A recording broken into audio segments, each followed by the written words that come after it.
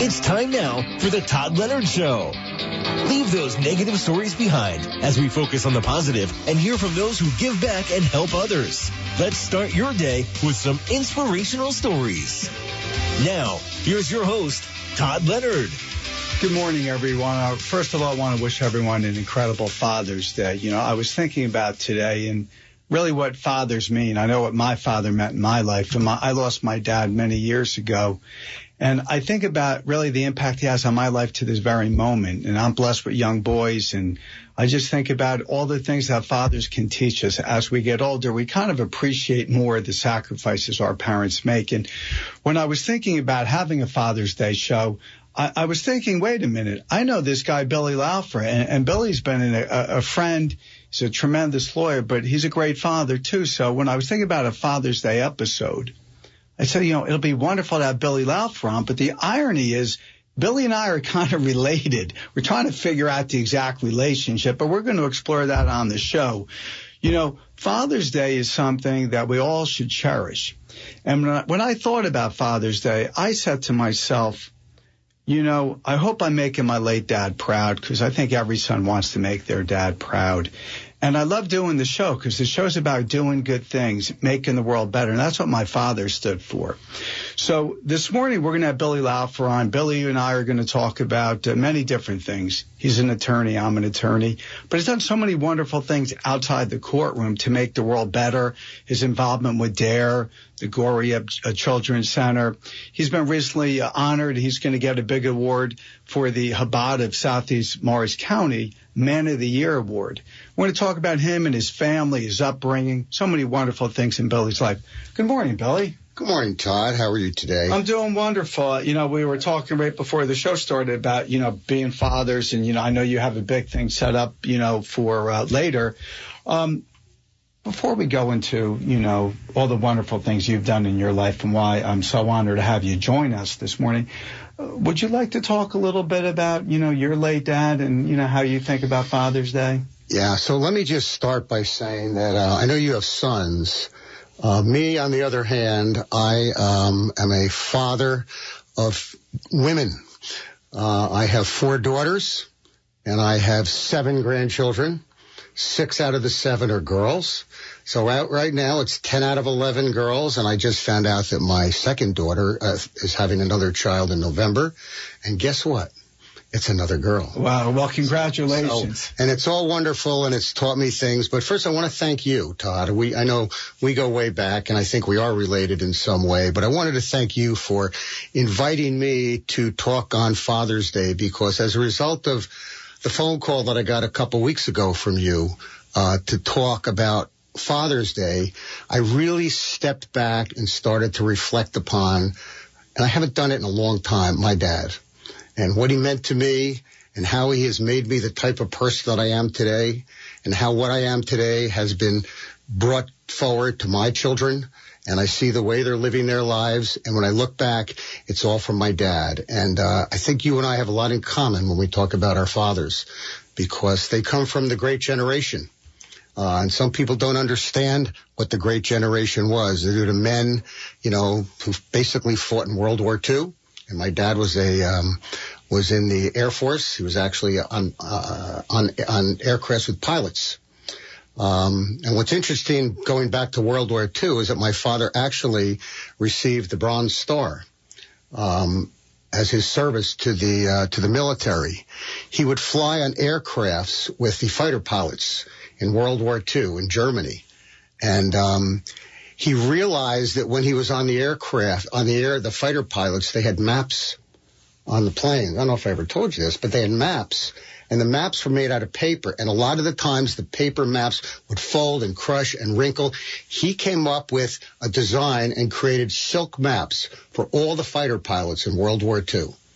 And they had silk maps in their aircraft so they wouldn't wrinkle, they wouldn't get wet, they stayed and they helped these people. And he got a recommendation for contributing to the welfare and fighter pilots of the United States Air Force. But yeah, going back to my dad, I mean, listen, I don't know about you guys, but my family, my dad was brought up in Newark, New Jersey, and He didn't have much. He married my mother when she was 18 years old, and he was 21. And shortly thereafter, off he went to fight the World War II. And when he came back, he did a couple years of college, and then he needed to go make money and support his family. And by the way, there's 5 of us. I have a brother and 3 younger sisters. And he went into his father's business, which was carpet. Like you said, Laufer Carpet. And it was a small shop in Newark. It was my father and his brother. And they ran Laufer Carpet, small little shop in Newark. And what they did was they would install carpet, probably put carpet in your house. You might not even know that. But he carpeted probably a lot of New Jersey, the banks, the hotels, whatever. Him and his brother, they were basically side by side for over 40 years working together in the Laufer Carpet shop. Yeah, wonderful. We had a lot of carpet growing up in Springfield, a lot of shag carpet. Maybe that'll come back, but it's a very good chance. It probably was a Laufer Carpet product. You mentioned your dad was a Bronze Star recipient, and that's really, thank you, on behalf of our country for your father's incredible service. And I can see how proud you are talking about your father. I feel the same way about my dad. My dad never served in the military. He loved my late mom. I mean, some people say being married is like being in the military, but literally, so blessed to have parents that really believed in me. And that's the other wonderful things about parents. And why you were so successful, I could tell he instilled in you a belief that you could be what you wanted to be. And one of the things, too, you brought up about being, born in, your dad was born and raised in Newark. My dad was from Brooklyn. So there's a certain moxie of people where they come from Brooklyn or the roots in Newark. My dad was a lawyer, as you know, back in Newark for many years on Broad Street, 744 right. Broad Street in Newark. And my dad was from that generation. I worked at 744 Broad for a while with the Carps. Yeah, the Van Riper firm. The Helmsley, well, you're going way back, the Helmsley Spear Building. But the fascinating thing about my dad was he just loved to work. He never thought it was work. It was one of the most incredible things. He would put the hours in the office like you couldn't believe. We used to have to run to the parking garage.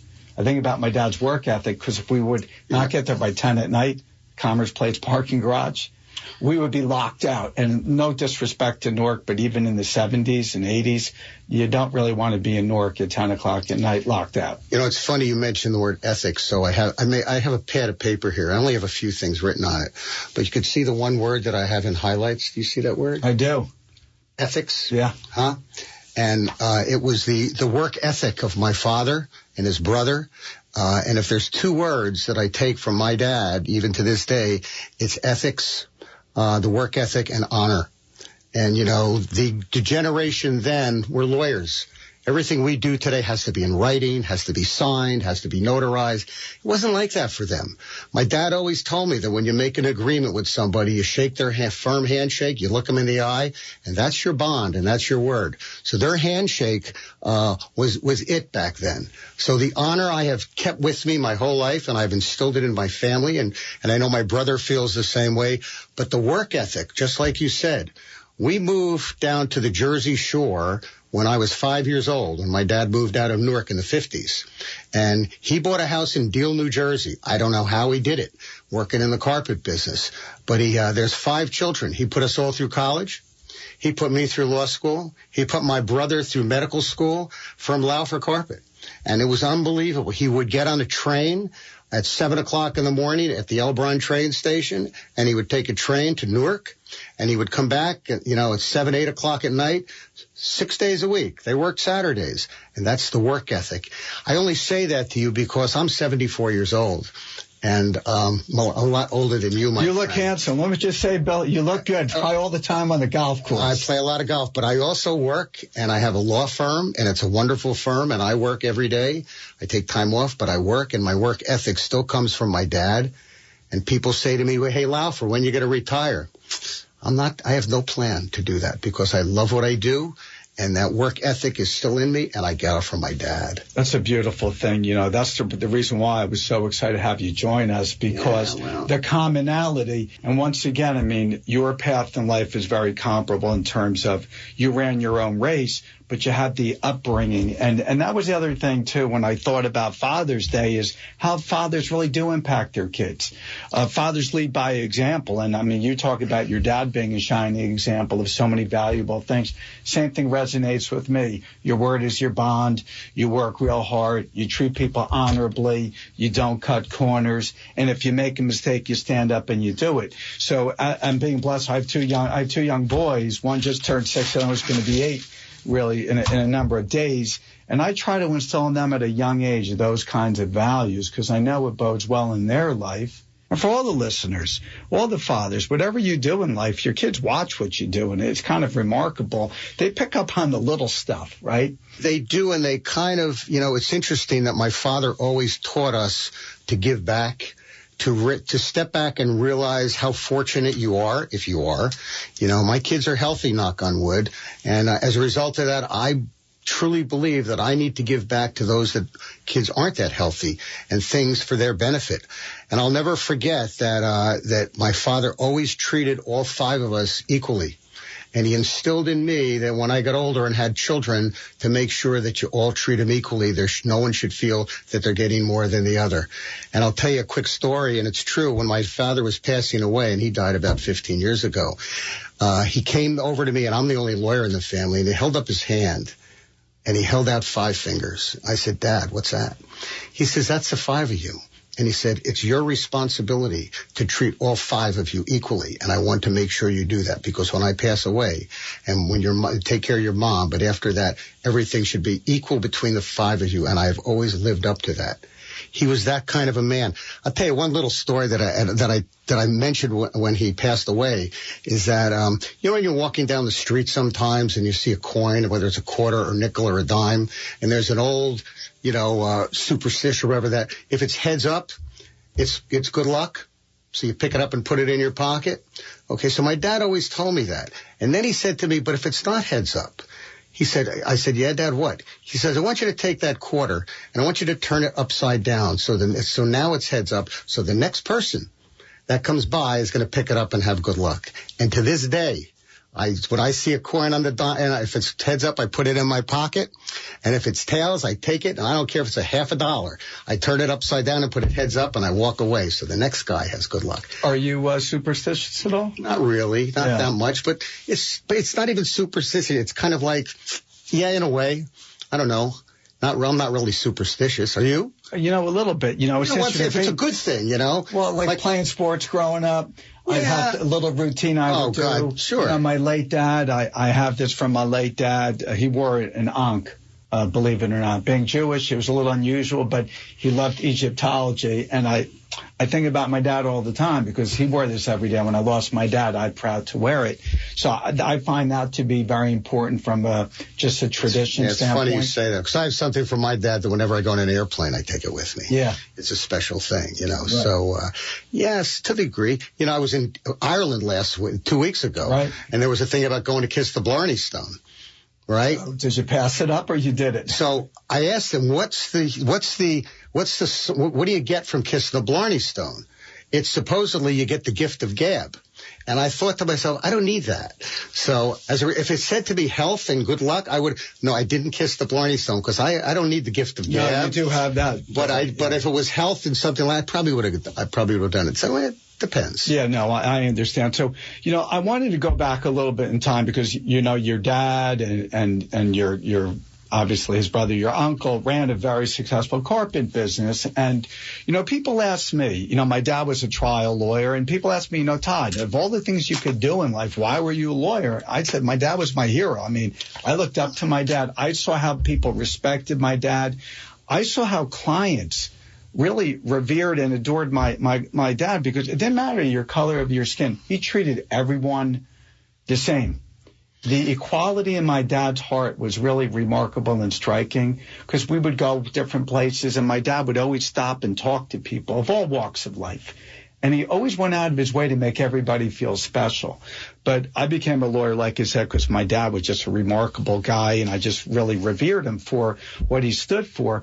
But you didn't follow in the family carpet business, and a lot of people feel pressure, right? They want to follow what their parents want them to follow. and they don't run their own race. And as I've gotten older, I realize I see a lot of friends who are somewhat miserable because they're doing something they really don't love, but they're doing it to pay the bills. Why did you become a lawyer? I don't think my father ever wanted my brother and I to go into the carpet business.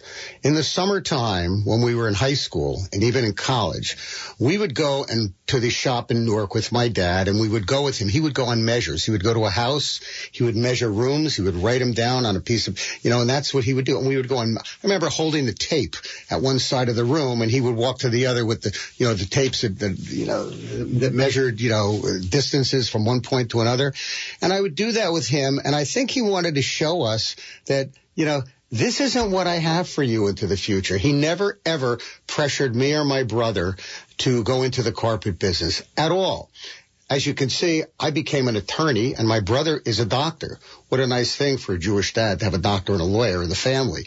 And my three sisters, he put all of us through college, made sure we all got education. It was very important. And I never had any pressure whatsoever to go into the carpet business.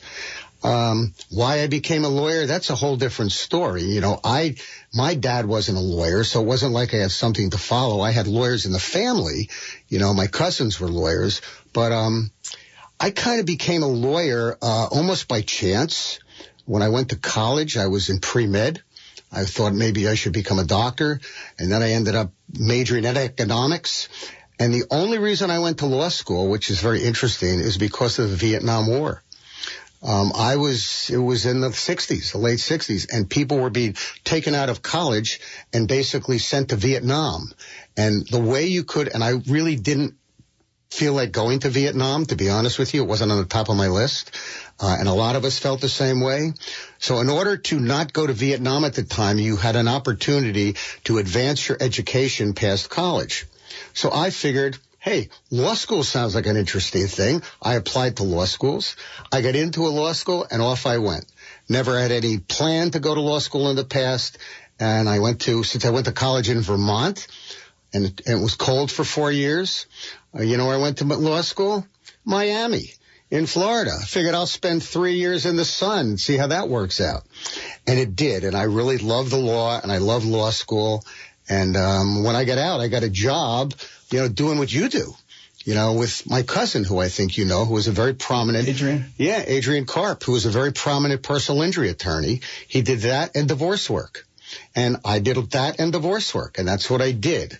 And history is now that I ended up going in the direction of a divorce attorney, and we'll talk about that later, but I went in that direction, and I've been doing that for 48 years. So law school was kind of just kind of happened. Do you ever look back and say, maybe I should have tried a different career, or it's just been something you found so passionate and got so much joy out of? I love what I do. Being a divorce lawyer is a very interesting profession. You talk about giving back. You talk about helping people. You're talking about things are different every day and how you can help children and families.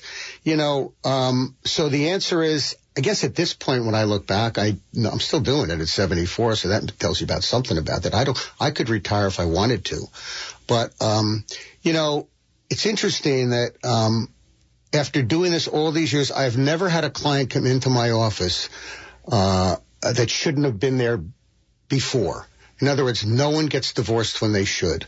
It's human nature. And it's reality. I don't know, for people that have gone through it. It's human nature. They try to make it work for all kind of different reasons. And they finally get to the point where they just can't take it anymore. And they need to make a move, and they need to move on with their lives. When they come to me, they're probably at the lowest point of their lives. They really are. And they need help, and they need assistance.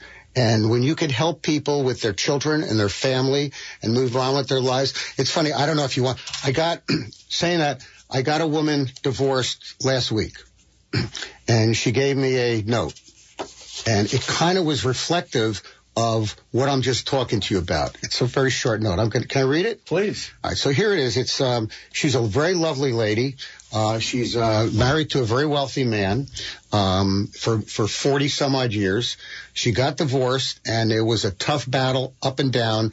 And I got her divorced last week, and she was very happy. She gave me a hug when we walked out of the courtroom, and she gave me this little note. and she gave me a note. It says, Billy, I never would have been able to be in the position that I am today if it were not for you. You literally helped me turn my life around when I was at the lowest point in my life. Your support is just what I needed during the worst year of my life. Now it's on to bigger and better things with eternal gratitude. And she signed her name. This is why I still practice law. That's a beautiful note, and obviously you get a lot of satisfaction. You know, one of your daughters, Alexis, right? She's also an attorney, and she's in your firm as well, right? Yeah, my oldest daughter, Alexis, is a phenomenal divorce attorney. She's great. I work with her every day. What could be better than working with your daughter? You work with your dad? I did. I know. How good is that? You know, it was nothing better toiling with my dad. My dad, threw me as a young upstart right into the frying pan. Like 2 weeks after passing the bar, I had tried a case in North New Jersey with the toughest judge in the state. I'm not going to say his name, but let me just say. I probably know who it is. It was quite a workout. I ended up winning the case, and the judge calls me into the chambers, and he's lecturing me and this other lawyer who has been doing it like 20 years. He's like, you don't know what you're doing. I'm like thinking to myself, you're right. I don't know what I'm doing. I somehow snuck out a victory. But, How good does that feel? It was good. Tell me about 1-0. I should have maybe retired. No, but how point. good does that feel? It was interestingly enough, the gentleman I represented was he worked at a car wash in Newark. He was in a crosswalk. He got clobbered by a car that left the scene of an accident. It was an unsatisfied claimant judgment fund board, not to get too deep into the weeds. But when I was able to call my dad and say, Dad, I won this case, and he knew the other lawyer was a very accomplished lawyer, and we were joking about the judge and everything else, but it was a wonderful experience. My entire legal career for 20 years was with my dad before he sadly passed, and I learned so many things from my dad, not just in the courtroom, but out. But being a lawyer, obviously you solve people's problems. So it resonates with me, Billy. When you get a note from a client, it means the world because you're really changing lives.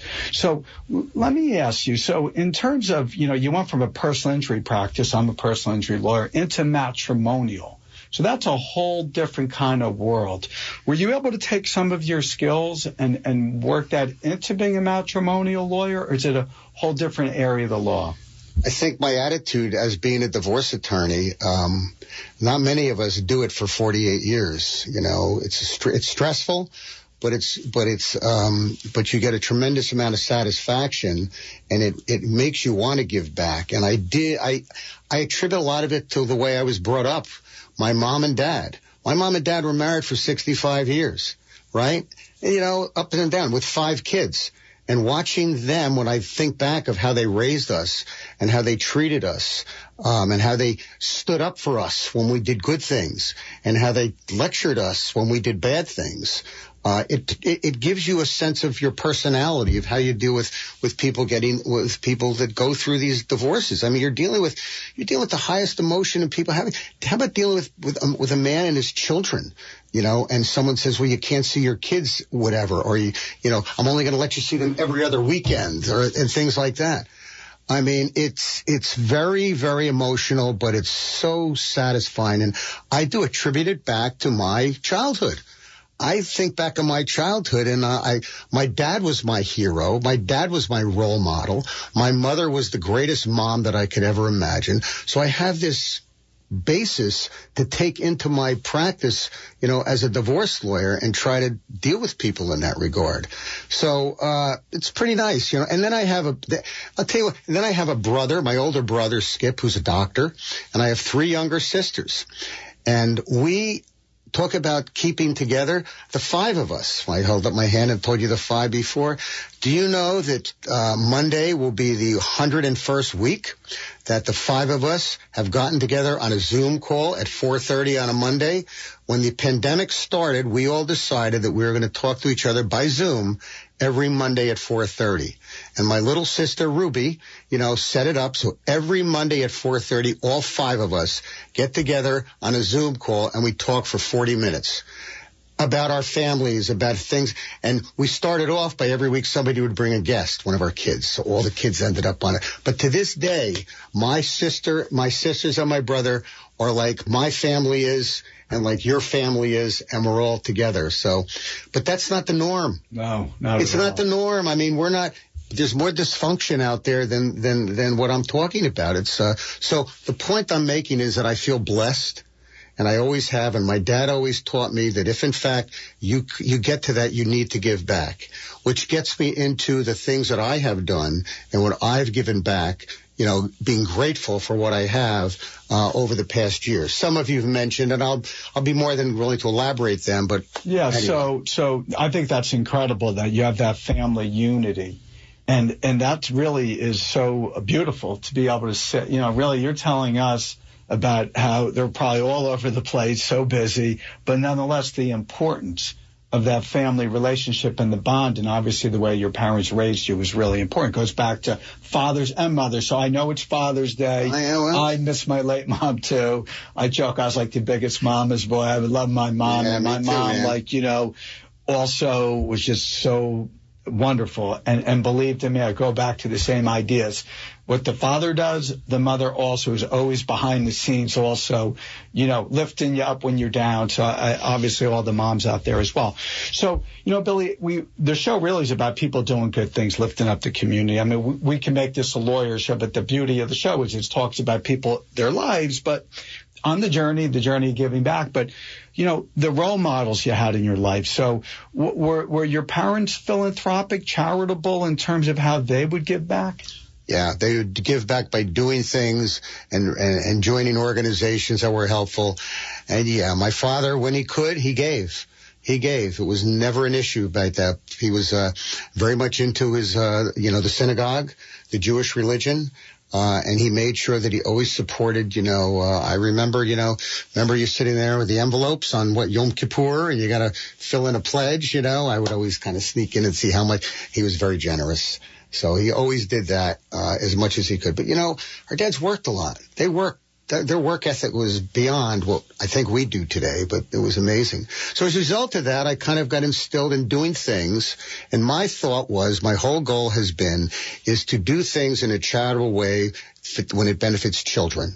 I always had that thought because I have children and I have grandchildren, and I'm thankful. And there are some people that are not as fortunate. And that was my goal, always to be involved in something with kids. And that's what I've done. In my whole life, I've always dedicated myself to only one at a time. I wanted to put 100% of myself into something.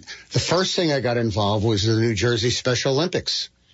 And it had to do with children, you know, handicapped kids, sports. And I love sports, as you know. After I didn't make professional baseball, I went to law school. Yeah, baseball, you know, that's a funny story. And then we got to do a break, but I was, you know, invited to your daughter's house, you know, beautiful home.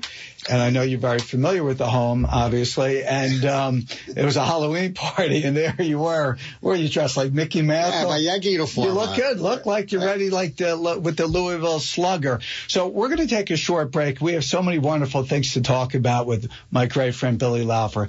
Come back in 30 seconds. The Todd Leonard Show is sponsored by the Leonard Foundation, whose mission is to support the children and families who are battling pediatric cancer and those in need of food and assistance, women's shelters, and other important social services in the community. They also proudly support those fighting pancreatic cancer. They feel it's vitally important to help those in need in our amazing community when they need us the most. Please join them in extending a helping hand and go to leonardcharity.org and donate now. Together, we can touch many lives. Castle thing. You ever been there? So Billy was regaling me with being in Ireland, and I do agree. I don't think he had to kiss the Blarney Stone, at least for the gift to gab. I know he certainly has that. So we were digressing about, I obviously had to bust your chops because when I saw you dressed up as, you know, a famous Yankee of all, one of the greatest, Mickey Mantle, and you actually love baseball. You went to one of those, like, fantasy camps, right? Yeah, so I was, I'm not bragging, but I'm a lefty, and I was a very good baseball player. I played in college. I played semi-pro baseball when I got out of college for a while in some double-A baseball. What position? I was a lefty, so I played first base or outfield. But it doesn't matter what position you played as a baseball player. You had to be a good hitter. And I was a power hitter. So I was a good player. I was all-state when I was in high school. Anyway, I tried out for the major leagues when I got out of college. What club? I tried out for the St. Louis Cardinals because they had an open tryout at Monmouth College. Right. And there was about 500 of us, and they picked 5 of us at the end, and I was one of the 5. and we went for a second tryout, and they picked none of us. So I didn't make it, and then I went to law school. But my point is, so I always played. I played softball up until I was 65 years old, but I went to Yankee fantasy camp. My daughters, talk about daughters, they sent me to Yankee fantasy camp when I was 41 years old. For my 40th birthday, and I went to Fort Lauderdale, Florida, and I played baseball with Mickey Mantle and Whitey Ford because I was a Yankee fan, and Moose Scarron and Hank Bauer. They were all there, and it was a fantasy. Yeah, what was that like? Oh my God! It was 1 week. We played 2 games every day. You know, there was a kid. My brother went with me, and a couple of my cousins. So it was unbelievable being with these guys. And it not only played plays, but we would go out to dinner at night, and they would tell us stories. You know, I never forget Moose Scarron told me a story about, when he first became as a rookie, it was a tradition that the captain of the Yankee team would take him out to dinner. So it was the Yankee captain at the time was Joe DiMaggio. And you know who he was married to at the time? Marilyn Monroe. So Moose tells us a story of going out to dinner, you know, with Marilyn Monroe. And I said, how was the dinner? He says, I don't remember it that much. He says, I remember I shaved about 10 times before I went. But the stories that they would tell you off the ball field were amazing. The Billy Martin stories. Sure. So anyway, I have a love of that. I'm still a Yankee fan. I had season tickets forever. Yeah, the when they closed down the old stadium, I bought my seats, and they're now in my basement. Wonderful, anyway. yeah. So anyway, it was pretty. So we went off on a little bit. That's fine. It's my show. I can do what I want. Yeah, it's true. Let's talk about Special Olympics, because that is a very, very near and dear spot in my heart too, because I was a Special Olympic basketball coach for over 20 years. So there you go. And and I don't want to steal your thunder of you trying out for the big leagues, but I did try out for the Syracuse University basketball team as a walk-on. And just a little funny story. So I played ball. I mean, look, I was not going to make the team, but I'm going to try out. I played some ball. So you played against a lot of really, really good players. Because Syracuse University is like big time ball. Yeah, big time. I literally, and I was fast, I was scrappy. So I'm going to show Coach Boeheim, he's been there like 100 years, that I got the grit. Scrappy. So I am taking an offensive charge in a scrimmage. I got clobbered on the foul line. I ended up underneath the basket, and there's a large African-American baller. The kid was like 6'6", and I'm like this, and he's looking down at me like, what are you doing? Like, this is a scrimmage. You're not taking that charge. Anyway, so you got involved in Special Olympics. And I didn't make the team, which is not a shock. But Special Olympics, so how did you get involved? Because I met a gentleman at the time, and he ran the Special Olympics, and we talked about it. And he brought me to a meeting with some kids that were Special Olympics kids. They're all special. All different types of disabilities, yeah. And it was sports. And the first thing he took me to was an ice skating ring at the Menin Arena. Sure. The Menin Arena. And I skated with these kids, and it was just endearing of how they were trying and they were competing. And I went to the Special Olympics, which was unbelievable. I just got enthralled with these kids, and you could help them, and they identified with you. And it was, when you do these things, you get more out of it than they do. Right. Without a question. So I was in Special Olympics for probably 10 years. And who's the guy's name that ran it at the time? Anyway, he passed away at a young age, and I decided to move on. And at that time, there was an organization called DARE. DARE stands for Drug Abuse Resistance Education. DARE is a program that was throughout the United States where it would put police officers in the classroom. You were in DARE, weren't you? I could tell looking at the cameraman. Charlie, our cameraman, was like, yeah. So he's looking at 5th grade, right? Yep. 5th grade, you took a police officer in town, and they would be educated into the DARE program, and they would go and teach the kids of how to say no to drugs. It was a program to keep kids away from drugs, and I became fascinated with that because, knock on wood, I had no drugs in my family, and I wanted to make sure that these kids would at least starting in 5th grade, would be taught to stay away from drugs. And the other thing was interesting. You had a police officer, a uniformed police officer in the classroom. And, kids in 5th grade, they're scared of the cops. They're a little hesitant of the cops. This DARE officer would identify with these kids. And when they saw them in town and they would do something, they'd be riding their bikes in town, he would stop them and congratulate them and give a little star on their helmet or things like that. So they became entwined and got a different feeling and vision of the police department. So anyway, DARE New Jersey was not in existence when I came on board. Me and 3 other guys started DARE New Jersey. And DARE New Jersey grew to the biggest DARE program in the United States. I was president of DARE New Jersey for 10 years. I was involved in the program for 20. It's still going on today, but it was wonderful, and I did it. And I did it to the point where it grew and expanded.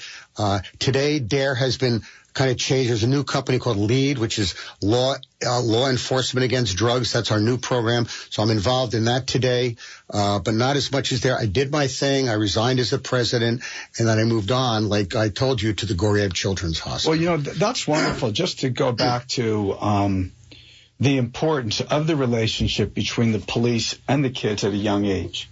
And I think, programs like the DARE, the LEAD, it shows a relationship between law enforcement and the community, because everybody, one of the reasons why I also love the show that I do once a week is we're all in this together. So it brings the community together. It unifies. But going back to you and 2 other trailblazers making this DARE organization in New Jersey so huge and so important, did you and your colleagues think it would be that successful? No, and it's unfortunate that, if you look at what's going on today, it's really sad, because I have come to the conclusion that, it's great to have a DARE program in 5th grade, but I believe that by the time kids get to high school, it wears off. And I think unless they had a program, which they starting to now in the high schools, that it becomes ineffective. There are so many, I don't know, but you hear, every month of some kid that overdoses. Oh, it's a heartbreak, Billy. And it's sad, and drugs it's a trouble. The fentanyl has now become a major problem. The opioids are becoming a major problem. So it's a problem. I don't know I guess DARE is okay, but it's not solving the problem. So we did our best. I think it helped, but. No, I think that's important, though, Billy, what you touched upon, because there's so many wonderful people out there that have great ideas. And they want to be involved in the community. I mean, everybody knows drug sale touches all walks of life. Doesn't matter your social standing in life. Your family could be extraordinarily wealthy or poor. These drugs affect everyone. And I know people, I don't know if you know people, the kids had their whole life in front of them. You would look in and say, how could they be mixed up and messed up with drugs? But they were, and unfortunately, they lost their lives because of it. And every year I would have a gala. We turned this into at the governor's mansion. At the governor's mansion. Right. And our governor was very involved with DARE, and we would have an honoree. And they were like who's who in New Jersey at the time. And it was very successful. And I was there at Trump, Docket? Yeah. Yeah, I was at Trump's Wacket. Yeah, right. yeah. My neighbor who moved away, the Comstocks, wonderful people, were very active in DARE. The Whitmans were very supportive of us at the time. I remember they let me go into the governor's mansion, maybe the only time I'll ever be there. But literally, I took a picture behind the desk. It was cool. But I love the cause. And this is years ago. And I agree with you. We need programs like that really throughout all the kids, not just 5th graders, maybe even younger, but all the way through their schooling, to show the dangers and also for people to be able to identify those issues. More so than ever. And I'm good at help raise money, and we raise money. You don't join these organizations without helping raise money to support them. The New Jersey Special Olympics, DARE New Jersey, we did very well. And then moving on to, so that was kids. I had an epiphany. Yeah. So Special Olympics, they raise money. I had my great friend Lee Vartan, another tremendous lawyer, good friend of mine. The polar plunge. Now, I don't know. Did you plunge into the ocean? We didn't plunge, but I know about the polar plunge, but I didn't do that. You didn't go in there? No, but I know that. I have friends of mine that go into the polar plunge. God bless the Did you do that? I did not do it yet. I will say, though. I'm afraid right now to polar plunge. I'm 7. I'm not, you could go. I'm a little older right now. I'll be honest. I may not come out. I just got back from vacation. In Turks, I would do the plunge. Yeah, right. They wouldn't call it polar. They go in winter. Yeah. It was hot, though. It was hot there. There you go. Okay. I toughed it out. What a guy. But what a guy. What can you do? So, no, but going back to, so many wonderful things you've done to give back and lift up the community. The Goriab Center right here in Morristown. Yeah, so Tell us about that. This has become my love now because, so I started out with kids in sports, then I went to kids in drugs, and then the Goriab program. My very dear friend, Jimmy Porfido, is married to a Goriab. And Jimmy said to me, and we're very, Jimmy, I met him. I don't know. Yeah, he's a criminal defense lawyer, very good guy. And he says, hey, Laufer, this is perfect for you. He says, it's kids. It's the Goriab Children's Hospital right in Morristown, and you got to get involved. And I went over there, and I did a walkthrough and a tour, and I got to tell you something. You see these kids that have no hair, these kids that have cancer, and how they are treated. We are fortunate enough, and you have kids, to have the most wonderful children's hospital probably in the country, right in our backyard. And I have grandchildren. I have 7 of them, okay? And I have my own children, and I wanted to be involved in something that they had access to if something went wrong, and at the same time being able to help these kids. And we have a board, and I'm on the board, and we raise money. That's our main goal, is to raise money for the hospital. And if they need some type of a special, X-ray or cancer machine, that would be our goal, and we would raise, $50, $60, $80,000 so they could buy this piece of equipment to put into the hospital for these kids. And I've got my daughters involved. Wonderful. And they come to the hospital, and my daughter Chelsea, she was a Girl Scout, and she did her project. She collected clothing and other, like hair supplies and everything to bring to the hospital so the parents, when they came to visit their kids, could stay overnight and have their things, like when you go to a hotel and you have toothpaste and So they got involved. How does that make you feel, Billy, that, this tradition of giving back, that you're giving that, instilling in your kids? And this goes back to why the kids watch what you're doing in your life. If you're a giver, the kids are going to be givers. If you're a taker, the kids are going to see that. So how does that make you feel? Number one, you're telling striking stories, the young, beautiful kids battling cancer, and you see them with no hair, and you see, obviously, the families, the anguish, because, being a dad, too, it'd be the worst nightmare you could ever imagine, talking about. And then you see a kid that recovers, and you get a note from their parents, thank you. Come on. Right. Who's benefiting by that? They are, but it warms your heart. And the question you just asked me, you know what it makes me feel? It makes me feel, I'm going to go right back to where we started, that my dad did a good job. That my father and my mother did a good job, because they instilled in me and my family these qualities that I have now, and I believe successfully, instilled in my children. And it's my hope that they do the same with their kids. That will be a successful story. You were thinking recently, because, it was a great honor that you were willing for me to actually drag you on to the show.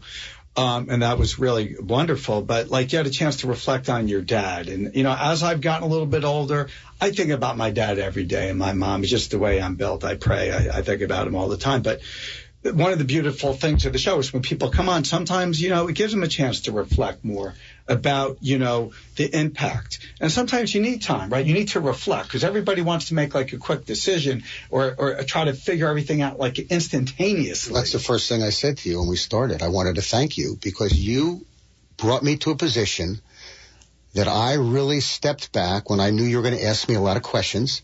And I was going to talk about my father, that I really went back in my mind and I started to think about my dad, about from the beginning. My dad, when he went into the military, when he was a young man. My father didn't see my older brother until my brother was 2 years old, because he was overseas, and obviously my mom got pregnant before he left. Didn't see him until he was 2. My point is you brought me back to thinking about my dad and all the things that he has done right up from the time that, he was I was a young kid all the way through where I am today until he passed away. And you're right. And as you get older, and you realize that, that you're not here forever and that you're going to be dead for a long time. I hate to say that, but you are. Oh, this is an uplifting show. No, but I say that because as you get older, you start to reflect more about your family. Your present family, you start to think more about your mom and your dad. Like you said, you think about them every day. And I do too, and A lot of people, that's a blessing. A lot of people don't have that. And why do we feel that way? Because we had the gift. Well, it was beyond a gift. I mean, just to think about how it impacts your kids. But that was one of the wonderful things, too, is your children are following in your footsteps in a very good way. Because, listen, no one's perfect. Every family every father, mother, whoever it might be, has some great habits and some habits maybe that aren't so wonderful. But you are, like, setting an example for your kids. So when you're finding out they're involved now, what's that feeling inside? It's fun. Look, my oldest daughter, Alexis, and your wife, right? Right. Aren't they on some organization together, like the women's thing? My wife was a part of the HSA, yeah. They're helping other people. That's a perfect example. We have instilled in them this wonderful gift into the future of how it makes me feel wonderful. I love it. People joke my wife looks a lot younger than me, but she's not my daughter. But my friends, they joke. She said, your kids, is that your grandkids? Little mean-spirited, but anyway. But I'm going to put a picture on Facebook. I didn't have my shirt on. We'll see how the public responds. But yeah, it makes you feel it makes you feel wonderful. It's a great thing. And and like at 4:00 this afternoon, I have all 4 daughters and all 7 grandchildren coming to my house to celebrate Father's Day. All of them. Now, what is that? They all live here. They all live within. What is that like too, Billy? So you gather the family. You got a beautiful family. You're really blessed in so many ways. What's that feeling like when you're getting your family together, grandkids and all? And what's that feeling, that celebration inside? Like, because everybody's different how they respond to this. As I've gotten older, I appreciate things so much more because I understand the fragility of life. What's that feeling? Do you know what it's like to walk into a room where you have 3 little my daughter Marissa has 3 little ones, right? One is James. I call him King James because he's the only boy of everybody. But anyway, you walk into a room and they open the door and they all yell grandpa and they run towards you like you're the biggest celebrity that ever walked the face of this earth. How does that feel? I can't even explain it. And all 7 of them are like, because my wife and I are so involved. I am the luckiest man alive because I have all 4 daughters and all 7 grandchildren live within 10 minutes of my home in Morristown. Right. How did that happen? I have guys that I play golf with. Yeah, I'm going to see my grandkids. They live out in California. We're going to go out there for a weekend, and we only see them 4 times a year and things like that. It's special. So how does it feel? I can't even, it's the best feeling in the world. It's the most important thing in my world right now. You want to know what's really interesting and just kind of how the world always kind of intertwines itself and you don't really know until it's like things happen. I always believe in like signs. I don't know. I can't help myself. Like that was meant to be. Yeah, I agree. That's good. Because you're a great guy. I've been seeing you a little while. And, I got a flyer in the mail from the Chabad of Southeast Morris County that you're getting the Man of the Year award. My friend Billy Laufer. I'm like, wait a minute. Billy Laufer, that guy, I know the guy. He's a tremendous lawyer. I didn't realize, Kennelly, all the beautiful things you've done over the many years. The Boy Scouts of America got the Attorney of the Year award, all these wonderful things. But the Chabad of Southeast Morris County is honoring you in a few days as the Man of the Year award, right? So what was that like when you heard from Rabbi Lubin? Right, Rabbi Lubin. What was that like? So it's interesting about that because my dad, and probably you did, you went to temple on Yom Kippur and Rosh Hashanah? I certainly did. Right. And I still fast. Okay, well, I don't. I didn't up to a point. So this is what I'm getting at.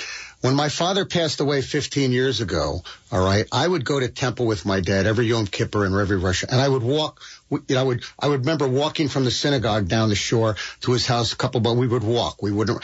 Every Yom Kippur, me and my brother and my dad. It was very tight. He was religious.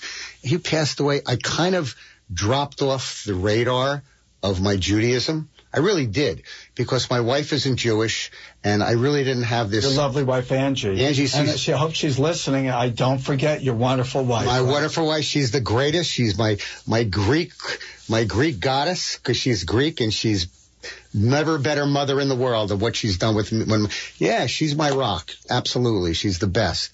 But my point, so when my father passed away. Shortly after that, I had a medical issue going on, and the next thing I know, this Rabbi Lubin shows up in my life, right?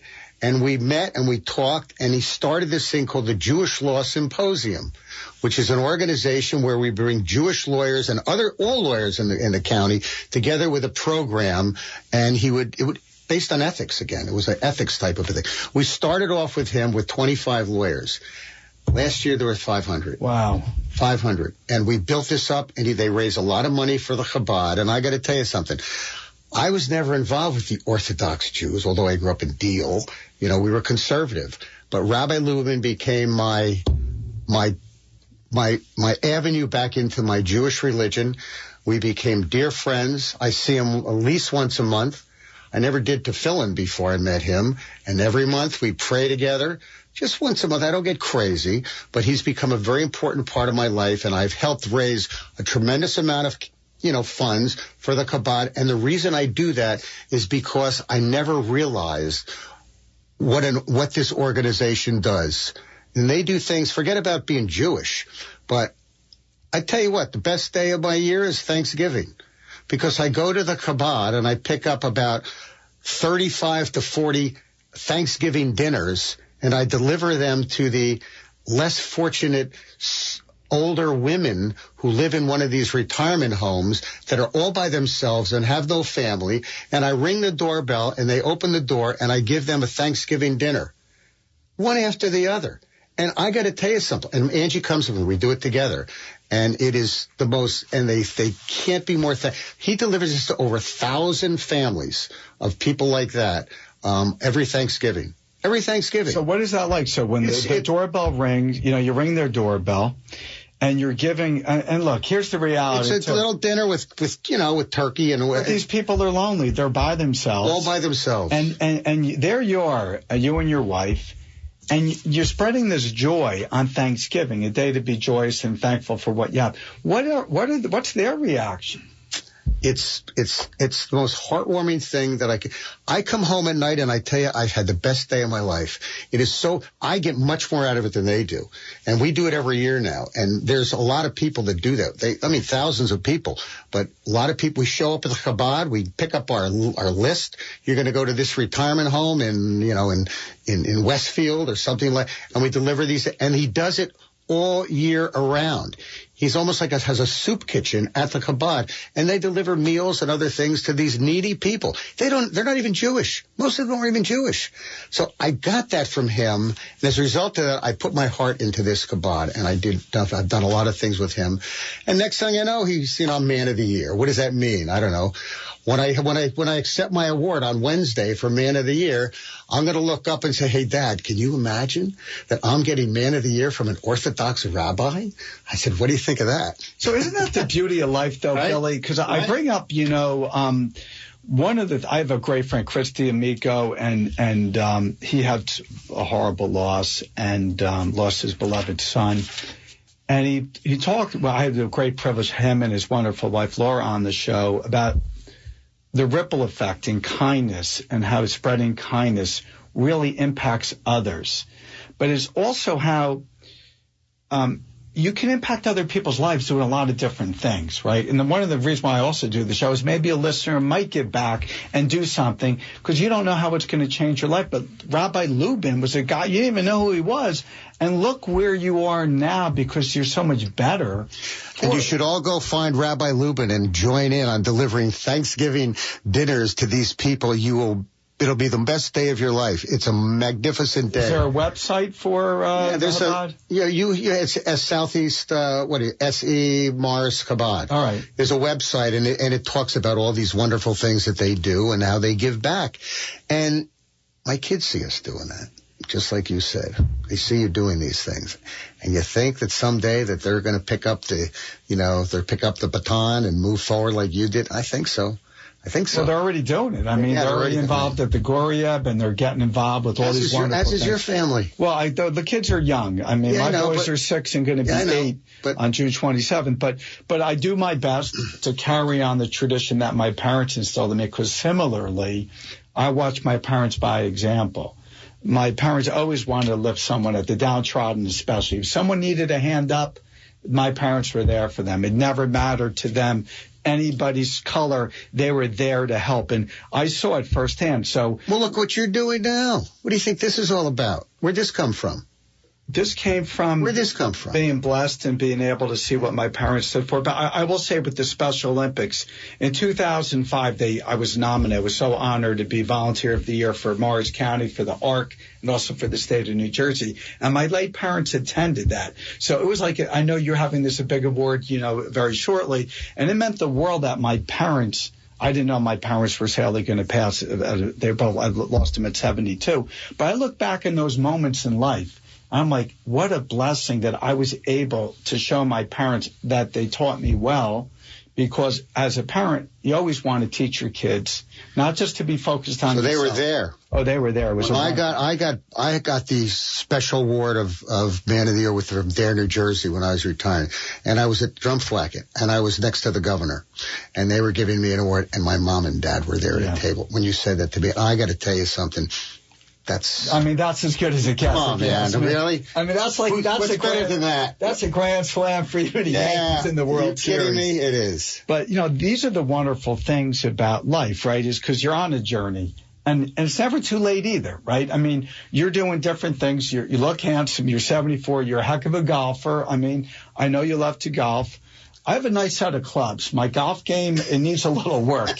I'm like all bag. The guy that shows up at the club and it's like, that's a nice set of clubs. Yeah, I know. Well, And then you see what happens when they swing it. I'm beating myself down. It's the Indian, not the arrow, they say. Exactly, so that's the truth. And I did tell you, I got to get it in there before I said something.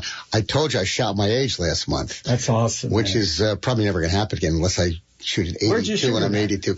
I was at Keel Island. I went with another thing, I connected with 7 of my very dear Jewish buddies, went to Asbury Park High School. Right. And every year we go on a golf trip together. 7 of us. We grew up together. We knew our parents together, and we're very close with each other. And we played golf last week, as a matter of fact. But we all went to Keel Island this year for 5 days of golf. And can check it off my bucket list, but I did it with 7 of my buddies. Wow. So anyway, it was a blessing. That's incredible. I have a long way to go since I'm only 58. Yeah, you're my a kid. game, I'm not going to be breaking 60. You're not shooting a 58. I'm not Jim Furyk. But once again, I will get out on the course. I will think about the goals. Well, you and I will play golf together. It would be an honor, sir. So before we end this wonderful show, Billy, I'm beyond honored you were here today, and you have wonderful stories. The balance in life. We only have a few minutes left, but in 30 seconds or so for the listeners, what advice do you have for the balance of life between work? You got to work hard. You got to pay your bills. I get that. But to give back, what do you think is the formula? Well, there's a question you put on your sheet to ask me, what are your plans in the future, Laufer? Yeah. What's your plans in the future? And I have to tell you, my plans in the future are not to change anything that I'm doing right now. I have no plan on retiring. I have this wonderful law firm. I have 15 lawyers. We're very close. And the theme of our office and the theme of moving forward for all of us should be family comes first.